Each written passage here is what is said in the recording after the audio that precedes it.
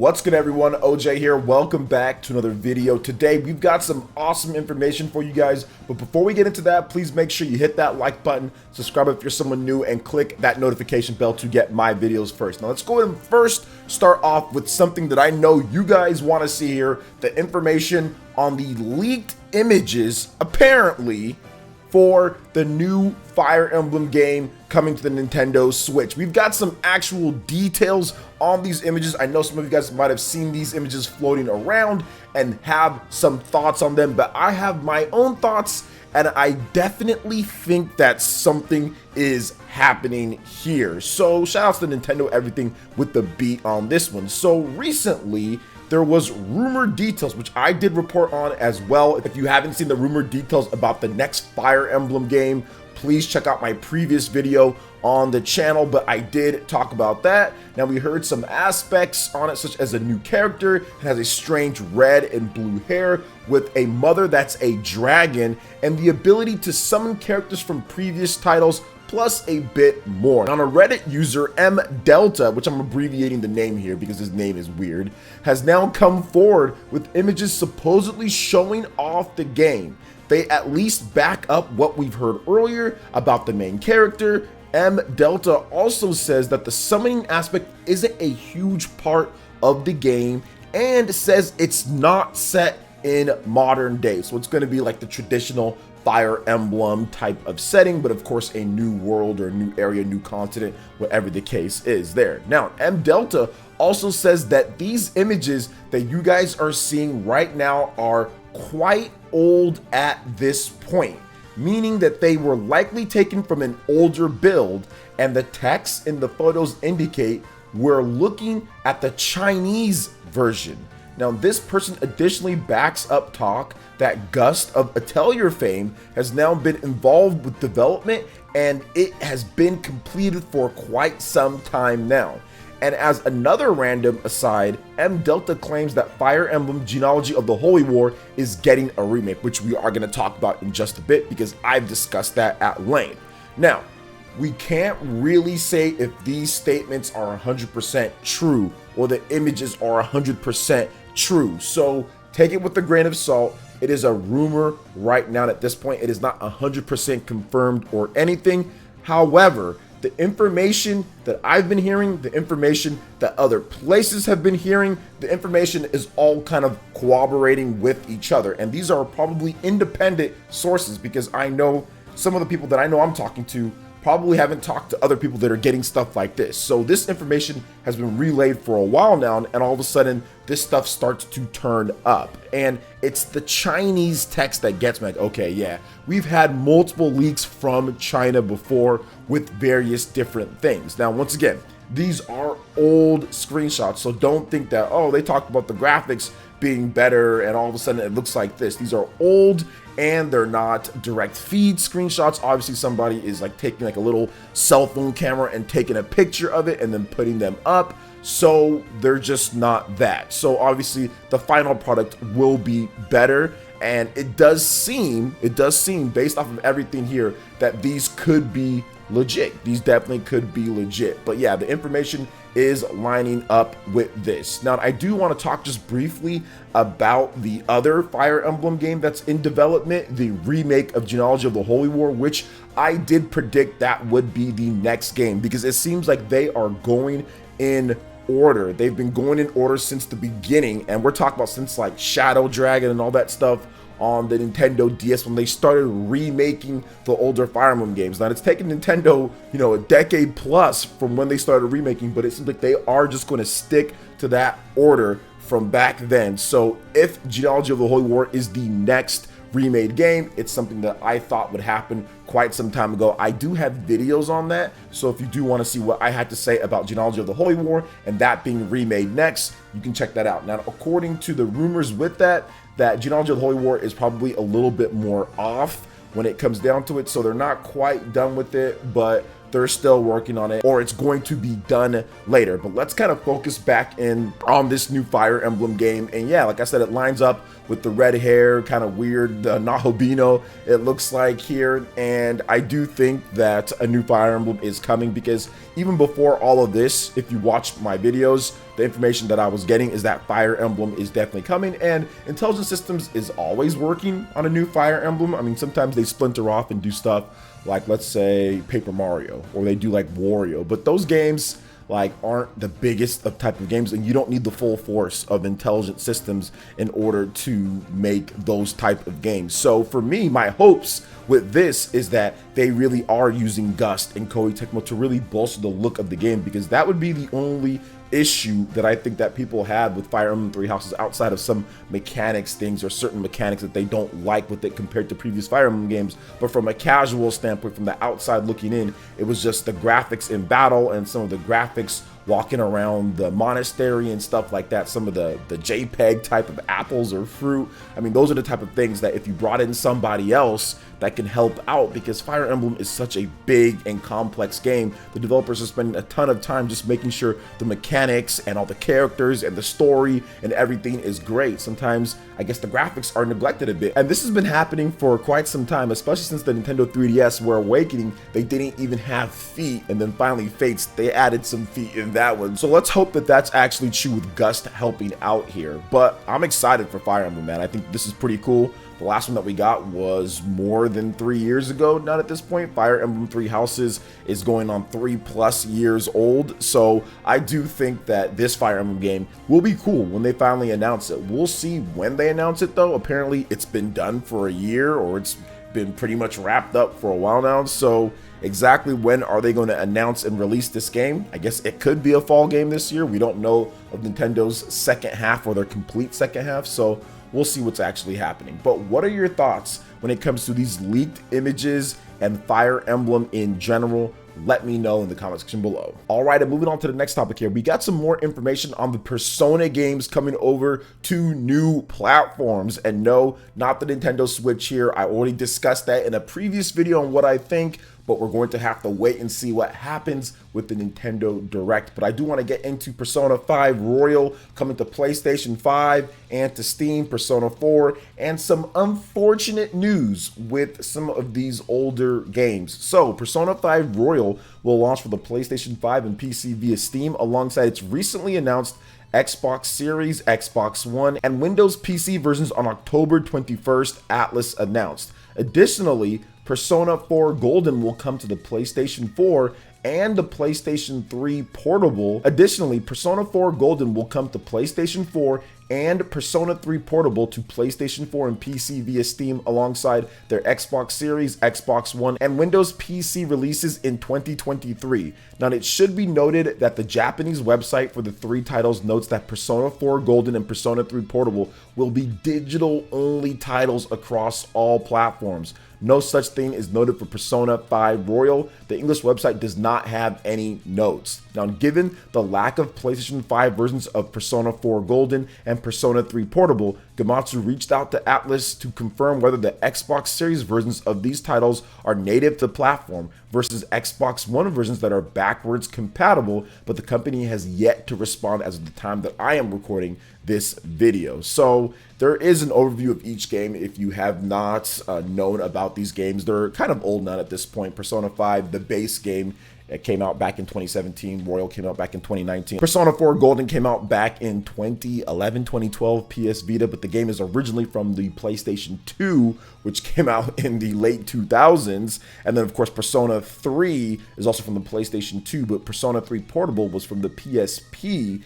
as well. And they're finally, just now at this point, coming to consoles after a decade plus of just not being there, right? It was on PC with Persona 4 Golden. So, I mean, this is what I talked about before, where like Atlas and some of their decisions, let's just not even exclude Switch right now, because I don't really care about that when it pertains to what I'm discussing here. Just the fact that it took this long to get Persona 3 and Persona 4 on modern consoles, because they were never on consoles. As in, they skipped the PlayStation 3, the Xbox 360, the Nintendo Wii. They skipped the PlayStation 4, Xbox One, and also the Wii U as well. And now finally with PlayStation 5 and Xbox Series, you're seeing that. To me, that's a problem. Like, that should have never happened. You could have been making money all of this, and now at this point release them again to make even more money. So it just boggles my mind, some of the decisions that Atlas would make, because these games should have already been on modern consoles. But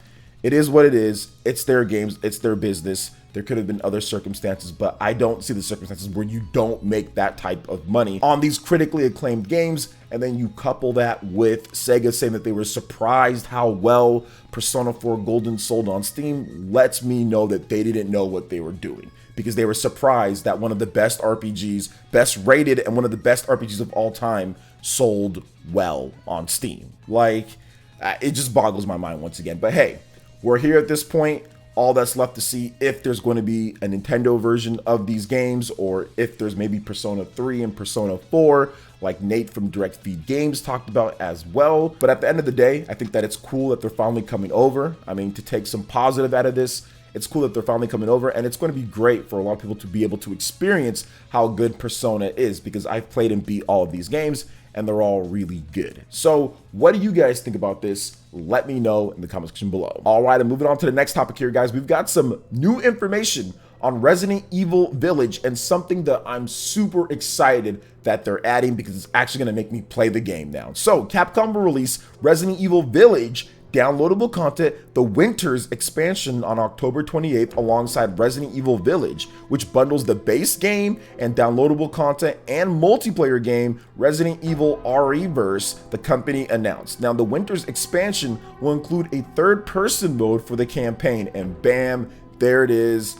Thank you so much. Finally, Capcom, a third-person mode. This is exactly what these first-person Resident Evil games have needed, in my opinion, for me to be excited and play them, because I tried out Resident Evil 7 and I cannot stand the first-person camera. I know people love it, and that's fine if you like it. I'm not knocking that, but adding a third-person mode is exactly what this game needed, because to me, Resident Evil is a third-person game. It is not a first-person game. I've tried and I don't like the first person stuff, so I'm so happy that they're adding a third person mode, and it really fits more of what Resident Evil Village does, like with the vampires and people coming out and everything like that. Like, it makes sense to me, so I think that this was a very good call. Now, the Mercenaries, additional orders, and new story Shadows of Rose are also added as well. Now, let's get a little bit more details on this Winter's expansion. Now, those yearning for Dark Shadows got a first glimpse of the long-awaited downloadable content for Resident Evil Village. The Winter's expansion arrives on October 28, 2022 on all available platforms.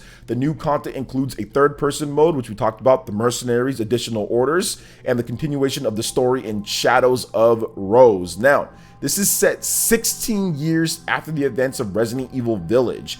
This new tale follows Rose Winters, the daughter of the main protagonist Ethan, as she struggles with her terrifying powers. Players must explore and survive a warped and mysterious realm inside the consciousness of the Megamycete in search of a cure. Now, Resident Evil Village Gold Edition, the Resident Evil Village Gold Edition, a bundle of the Winter's expansion and the main game, will also launch on October 28, 2022 in physical and digital formats on PlayStation 5, Xbox Series, PlayStation 4, Xbox One, Steam, and Stadia. Now, Resident Evil Reverse, a multiplayer experience which will be free for Resident Evil Village players, will go live on the same day. Plus, we also have PlayStation VR 2 and Mac. Resident Evil Village producer Mr. Kanda also shared the game's main story is now in production for PlayStation VR 2 and Mac.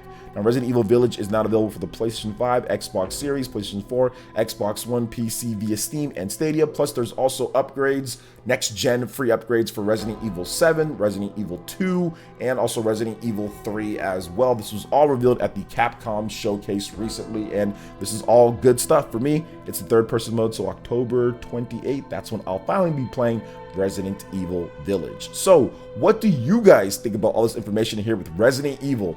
Let me know in the comment section below. All right, and moving on to the next topic here, I think this just gives us a little bit of an inside on how crazy Tetsuya Nomura is when it comes to Kingdom Hearts, because this guy, what he's about to say here is just, in my opinion, a little bit loony, but let's go in and get into it. So, Tetsuya Nomura says that he was, quote, very picky with Sora's appearance in Super Smash Bros. Ultimate. Now, that's not the problem being picky, it's some of this other stuff here. So, Kingdom Hearts director Tetsuya Nomura has again discussed Sora's appearance in Super Smash Bros. Ultimate, telling Game Informer that he was very picky about the appearance of it. Now, although there was some approval that Disney did need to do, which would be the major hurdle to get past, the company was all for the collaboration. Nomura, on the other hand, thought it would be tough to pull this off because the lore clash between what's inside Kingdom Hearts and the Disney worlds wouldn't mesh well with Smash. Yes, this guy actually said that. But let's talk about it because there is obviously a happy ending here. So here is Nomura's full words,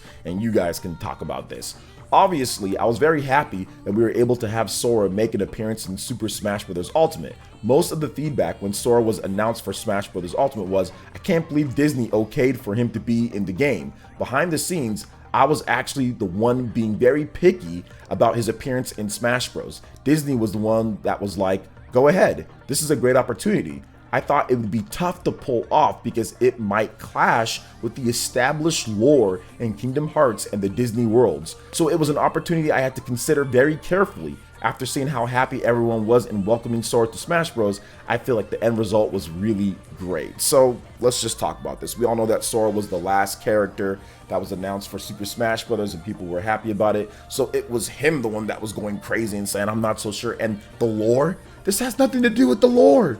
The lore of Kingdom Hearts? I mean, like, oh, goodness gracious. See, this is how you know somebody's made some type of crazy, complex story that he's so intertwined that he thinks that a guest appearance somehow taints or somehow gets into his own craziness with Kingdom Hearts and the lore that's happening there. That's how worried he is about it and the web that he's tangled over the past, you know, decade plus, going on 20 years of Kingdom Hearts, or 20 plus years of Kingdom Hearts at this point. So I think that he loves Kingdom Hearts. Obviously, Sora and his creation is very dear to him, so I think he has earned the right to be very picky about it. But I think that there is a little bit of looniness in there to say that he's worried about like the lore and stuff. When Smash Bros. Has characters from all sorts of different types of places that the lore wouldn't make sense for them to be there because it is a fighting game in a completely different type of world and dimension, and it's not really that big of a deal, you know, when it comes down to the story. I mean, why is Ryu and Ken in there too? You know, that doesn't make sense, but